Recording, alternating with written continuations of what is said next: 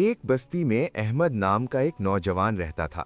उसकी फितरत में सादगी थी, मगर दिल में बेचैनी बहुत थी। वो जरा सी बात पर शिकवा करने लगता। कभी रिस्क कम लगता, कभी लोगों का रवैया बुरा महसूस होता।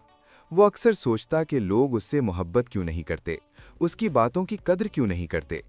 एक रात वो मस्जिद में बैठा दिल ही दिल में शिकवे कर रहा था। अचानक इमाम साहब की आवाज़ उसके कानों में पड़ी। अल्लाह ताला ने इरशाद फरमाया कि ज़्यादा शिकवे न करो, क्योंकि शिकवा दिल को सख्त कर देता है। ये बात अहमद के दिल में उतर गई।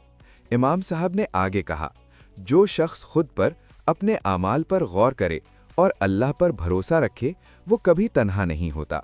लोगों से मोहब्बत की उम्मीद रखने से पहले अल्लाह से मोहब्बत पैदा करो, क्योंकि अल्लाह का सहारा ही काफ़ी है।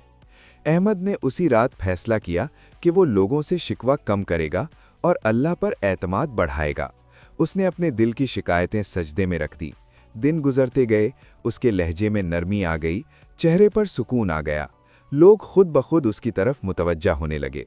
तब अहमद को समझ आया कि जब इंसान अल्लाह पर भरोसा कर लेता है तो दुनिया की बेरुखी उसे कमज़ोर नहीं करती, क्योंकि अल्लाह का सहारा ही सबसे बड़ा सहारा है।